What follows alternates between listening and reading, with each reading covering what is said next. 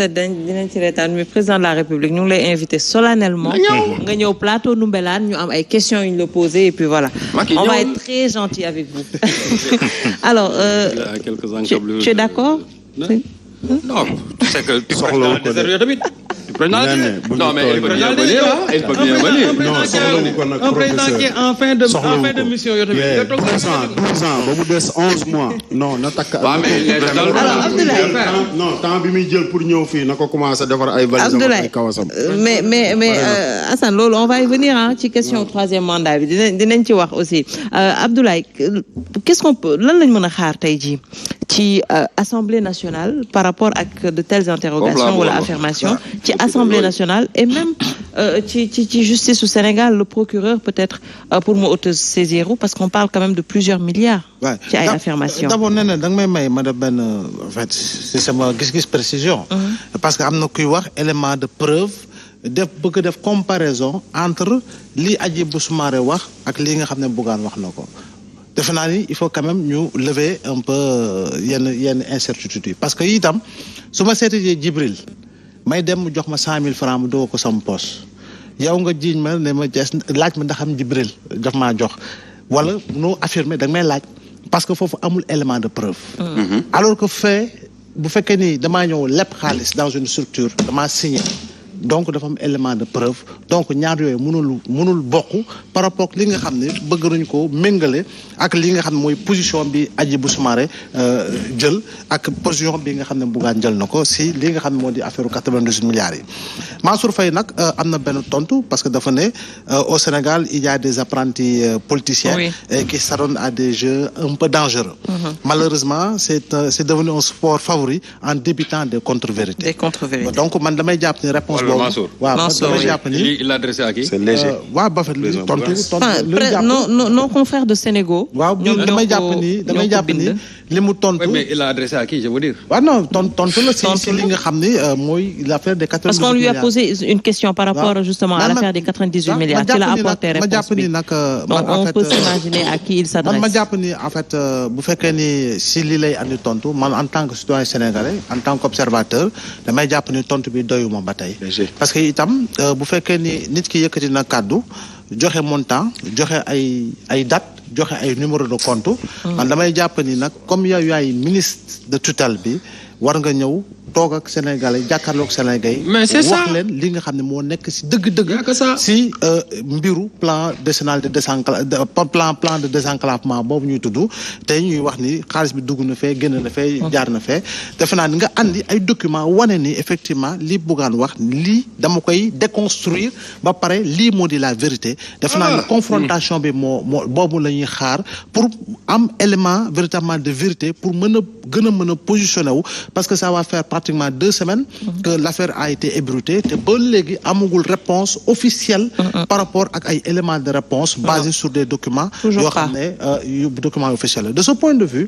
li ngay laaj dafa am solo parce que y a des débats également au-delà d'être des débats publics et portés soit par des éléments de la société civile ou véritablement des acteurs de la scène politique sénégalaise damay jàpp ne nag Assemblée nationale des fois dafa war jël le relais jël le relais en leur qualité de représentants du peuple parce que am na information yoo xam ne boo ko jotee même bu dee bribe d'information la parce que questionnement Hadjibou Soumaré mun nga ne dafa am peut-être début d'information moo tax mu poser question xëy na da doon xaar tontu pour am autre élément de réponse par rapport véritablement ak li nga xam ne interpellation donc de ce point de vue là même bu fekkee ne lanceur d'alerte ak wala activiste dafa lancer sax benn information quelle que soit la nature de l'information et muy engager la nation sénégalaise muy engager la gouvernance économique la gouvernance sociale damay jàpp ni député bi de quelque bord qu'il se situe moo xam pouvoir la moo xam opposition la moo xam non aligné la da nga war a approprier wu genre dossier yooyu parce que itam l'Assemblée nationale ça doit être le reflet des débats publics mais portés par ceux-là qui sont les représentants justement du peuple donc damay jàpp ni nag Birame Souleye am na loo xam ne wax na ko ci même de gisuguma action gi ci topp nag au-delà du fait que moom mu nekk président de groupe nekk ci kujje gi député yi moo xam bennoo la moo xam non inscrit la war na mën a xool mbir mi xaaral ma def question orale bokk au moins gouvernement bi pour ñoom ñu ñëw ñu laaj leen posture boobu la ñu war a mën a xaar ci assemblée nationale si li nga xam ne le débat sera un débat boo xam ne dina leer parce que Mansour Faye il sera là accompagné du département des finances avec véritablement tous les services techniques députés yi toog laaj leen ñu andi ay éléments de réponse yu leer def naa nag loolu encore une fois dafay gën a taaral suñu démocratie dafay gën a yëkkati encore le niveau justement du débat te nit yi daañu am élément de réponse par rapport ak li nga xam ne ay nit yëkkati nañ ko wax ko si wàllu xaalis wax ko wàll si leneen ba nga xam ne effectivement di nga xam kan dëgg-dëgg moo nekk si dëgg ak man moo wax dëgg moo tax man du ma ne Bougane li mu wax effectivement du ma ne dëgg la c'est vrai parce que tamit maa ngi xaar ba tey élément de réponse par rapport ak ñi nga xam ne la cité mais jusqu'au moment où je parle je reste dubitatif par rapport au retard bi nga xam ne constaté naa ko si élément de réponse bi nga xam ne tutelle bi ñu accusé war na ko mën a andi donc de ce point de vue là damay jàpp ni tam au-delà même de l'Assemblée nationale am na ay organisation yu fi nekk di xeex pour le compte véritablement de la gouvernance économique ñooy itam dañoo war a approprier wu genre wax yi pour seetam yan élément de réponse lañ si war a mën a andi faisant des investigations parce que am nañu moyens yi pour mën a dugg ba si biir parce que en réalité bu fekkee ni rek on restera autour de la forme et non véritablement dugg si li nga xam mooy en profondeur parce que kii wax moom dugg na véritablement dans le fond véritablement du dossier en donnant d'autres éléments nouveaux parce que ku dem ba citer ay compte banque ba citer ay banque citer ay nangam def naa ni dina war na permettre nag dëgg le ministre Mansour Faye moo toog waaye itam député yi itam nañu jël le relais yóbbu mbir mi Assemblée nationale ñu waxtaanee ko si penc ma ba nga xam ne effectivement daañu mën a am ay mbir yu gën a leer sax au-delà des réponses que pourrait demain apporter le département justement concerné bi nga xam ne Mansour Faye moo ko jiite pour que sénégalais yi xam fa nañuy taxawee et puis ñu am élément de réponse yu gën a leer par rapport ak li nga xam ne jàpp naa ni warta doon werante parce que am na débat yoo xam ne warta doon werante parce que itam état dafa am na mu taxawee te signature bu taxawee document taxaw yow mun nga andi sa carnet document ñoo teg ne mbir maa ngi nii la demee lii moo si nekk donc su boobaa nag man ak yow ak Serigne Saliou suba duñu bind loo xam ne xëy na daañu toppee diffamation wala diffusion de fausses nouvelles et par rapport ak li nga xam moo di ay éléments yoo xam ne daf ñuy soxal surtout ñun taskatu xibaar yi parce que itam dañuy nekk si benn rythme boo xam ne en réalité ce ne sera pas un rythme cadencé en fait xam nga parce que itam benn pàcc rek la ñuy dégg te beneen pàcc même bu tontoo en fait il est dans la rhétorique et non dans la technicité des faits par rapport ak élément de réponse yoo xam ne dina gën a mën a andi leeraange si li ñuy développé par rapport autour de cette polémique sur 98 milliards. Alors Serigne Saliou oui rapidement.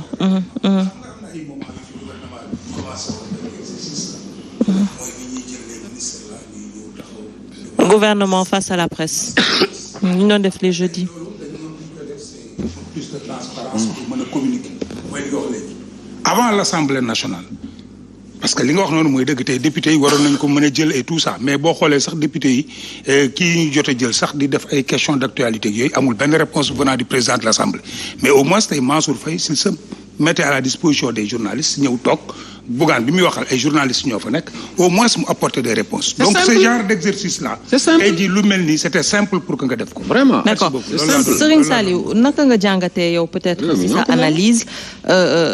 pataaral boo xamante ne gis nañ ko de la part des autorités et notamment de la part du ministre Mansour Faye. Parce que suñu déggee tey réponse am bu presse bi joxe ne que dañuy débiter peut-être ay contre-vérités est-ce que c'est pas un peu trop léger. waaw ma préciser rek ne bala may tontu ci question bi en quelques secondes que le Rassemblement national est endetté à hauteur de 22 millions d'euros qui fait 14 milliards 410 millions et qu'un jet privé se loue à 100 millions loolu c'était une précision à faire gis nga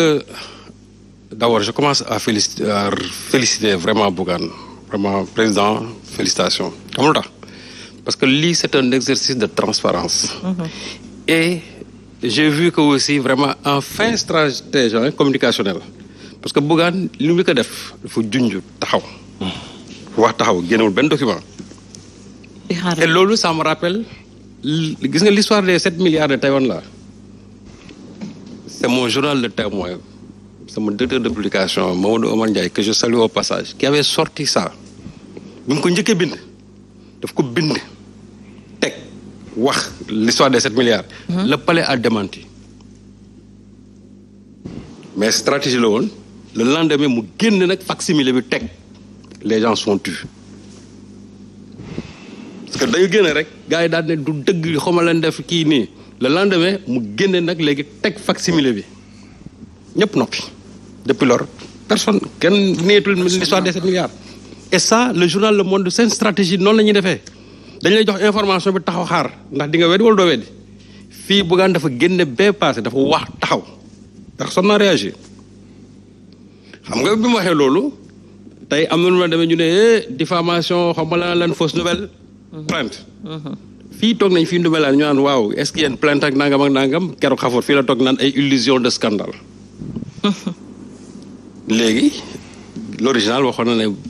dinañ dellusiwaat nañ maintenant cette fois-ci avec ay documents à l'appui xam nga kii ñëw wax la ne fii la jógee banque fii jox la ay chiffres loolu c'est-à-dire dara mënu ko dindi loolu moom doo taxaw ne lii parce que xam ngeen gouvernement bi yéen tamit xam ngeen leen ils sont tellement c'est-à-dire leur célérité là à autosaisir pour mën a dugal gars yi fu ñu war dugal nga xam nga ne moom ils ne vont pas du tout piffer quelqu'un qui s'attaque même à la famille présidentielle ça c'est clair donc mbir mi tey liñ ci wax moo ci am Bougane génn na teg et je dis que loolu il participe à la transparence vraiment de la gestion de nos finances li nga xamante ne tey ñooñu lañ koy tuumaal ñooñu seen wàllu bopp li ñu waroon def mooy ñoom ñu ñëw taxaw wax lii parce que lii nga lire nii pour man c'est irresponsable un ministre ne doit pas quand même sortir débiter quand même lii waru ko wax ministre du tontoo nii lui il n'est même pas habilité il a des services de communication am na nu mu war a mën a communiquer de façon vraiment très diplomatique mais lii teesante la et Mansour noonu la mel pour un rien mu ne ba ma ko waxaatee mooy porter la plainte c'est-à-dire il est comme ça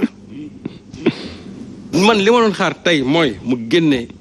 benn communication pour wax ne histoire bi lii di bëggante wax dinaa wax lan moo ci am ak lu ci amul et on engage le débat public effectivement et pour le bonheur des citoyens c'est simple mais am na loo xam boo ko dee def da ngay mel da nga bëgg a torpiller li nga xamante ne moom la ñu génne comme information alors que ñun ñi nga xamante ne dañuy dagg suñu impôt yi guddeeg bëccëg di ko dagg sama maam jee di jaay caaf guddeeg bëccëg dañoo war a leeralal c'est-à-dire xaalis bii ñu bëgg a jël di ko dugal ci ay comptes privés sans pour autant mu transiter par le trésor public dañoo xam ne loolu ça défie même les normes de la comptabilité publique waaw léegi Bougane wax na teg ba pare ne nag dinaa dellusiwaat encore ñoom kay leen waroon tey mooy ñu leeral ñu mbir mi autant Moussa autant Gueye l'original waaw moom laa léegi